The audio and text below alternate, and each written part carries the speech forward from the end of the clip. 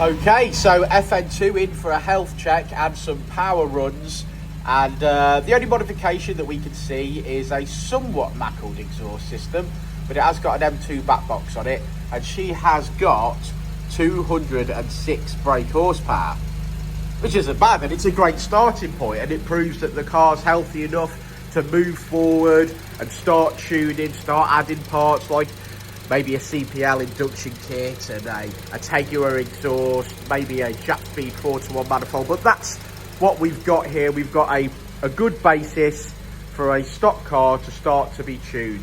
Let's see what Richard's got to say about the health check.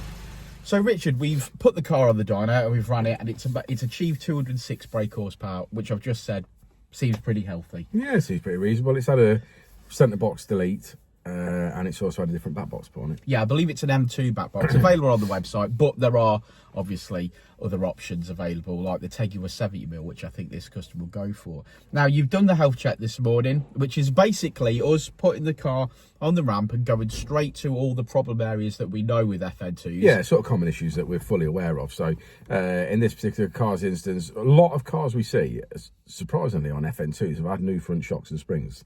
A lot of them. This car hasn't. It looks like it's had new springs, but not new shocks. So the shocks are a little bit rusty. So again, this is all down to personal choice, but I'm going to note it anyway. So obviously, like you would on an MOT, you'd mark it for corrosion. Rear axle's got some corrosion on it, no holes in it or anything. Can't see any structural damage, but again, it's quite heavily corroded. Same for the rear shocks and the rear springs.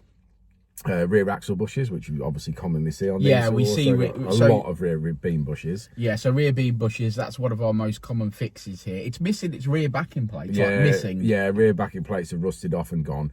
The sort of situation with that is that if you're going to go to the trouble of changing the backing plates, which would be a nightmare, obviously with everything being seized and all the rest of it, then you are sort of in a position where you're going to look to, or choose to, change the rear axle at that point. Which is quite a costly game. Yeah, it is. People say, oh, you can pick the axles up pretty cheap. You can, but they're obviously copy axles, and they do have problem with wheel alignments. They're not exactly perfect. Whereas if you've got obviously buy a genuine one, that's £1,000. Then you're going to need, like, you know, you're going to need a couple of hubs, and you're going to need a couple of bolts. You're going to need the bolts for them. You're going to need backing plates. You're going to need the bolts for them. Yeah. You're going to need 2 ABS sensors, and you're going to need the bolts for them because they're all C. So literally, before you know where you are, you're rebuilding that rear axle. You're not just replacing the axle. But that's sort of the whole point of our health check. It's a shopping list. It's like, this is what we would do if you have the money to do these things, and perhaps that's something that can go at the back of the list. But the underside of this car, corrosion wise, pretty typical. I would say average. Yeah. I wouldn't describe it as heavy, but it's average. Yeah, so nothing to panic about. Well, nothing to overly panic about. They're sort of at the point. Overly panic? They're at the point now, aren't they, really, like this car, where it needs a clean up and it needs an underseal, because it's not going to continue to last much longer. It's only going to get worse. Yeah, it's not getting any better. No, it's not going to last forever if you don't do something with it. Yeah. I mean, not that it's necessarily going to last forever anyway, but it's certainly going to be worse. To be fair, though, I've had my FN2 a number of years now, and one of the first things that we did to that was to clean it up, because it wasn't as nice as this underneath. So we did clean it up and we did underseal it, and we have said that we'll top it up if it needs it. It hasn't needed it yet. Yeah, but generally, yeah, I've got to say, I was literally just about to say that. We had yours on the ramp the other day to do some brakes, didn't we? And yeah, overall, it's held up really well. You know, it's not like... by putting some coatings on it, it's protected it even further. We've not had any further. It looks a lot nicer now than it did when I bought it, and since then I've done 40,000 miles. Yeah, you've used the car, haven't you? Yeah, so that is the way forward. Is to if your car's mint underneath, do it.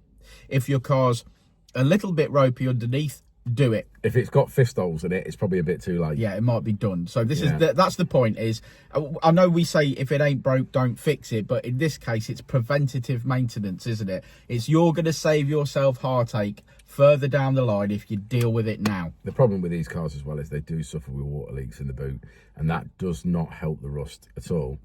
So if you've got an FN2, and you have got a water leak in the boot, then do look to get that sorted out, because that's going to be your biggest problem, and it'll be the one thing that'll finish the car. Yeah, for absolutely. Sure. So, like the purpose, like I'm saying, the purpose of the health check is that you drop your car here, it goes on the ramp. Richard goes directly to all the points that we know are problems with the FN2. We make a shopping list.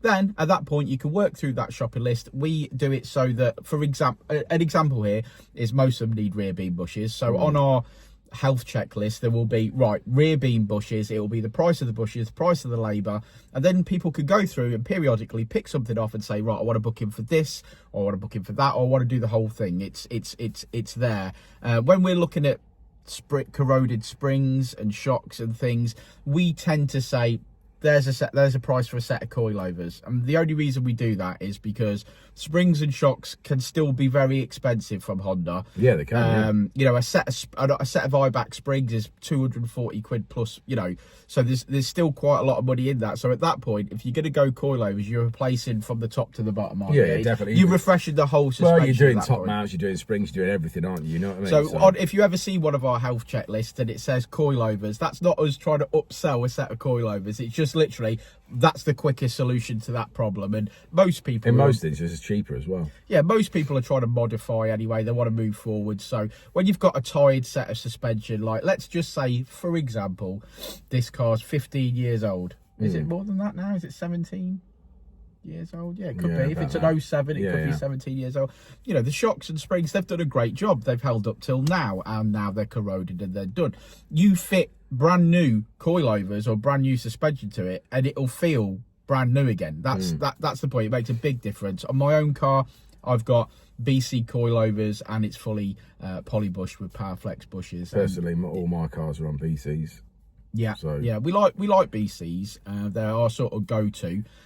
Good support in this country, and if we've ever needed to replace a shock, either in warranty or out of warranty, they've always helped us out. So yeah, this video is not sponsored by BC coilovers. No, this is not. But if they do want to sponsor us, get in touch. Yeah. But yeah, there you go. So that's sort of a health check video, and it's what we do. So if you want to get booked in for a health check, it's 72 quid. And then obviously this has been on the dyno this morning, done 3 back-to-back power runs, and that was 50 quid. Yep. And you get a free video on YouTube. Nice. We've already looked at the graph. Yeah. So what else is there to say? Not a lot. Have a great weekend, guys. We'll catch you on the next one.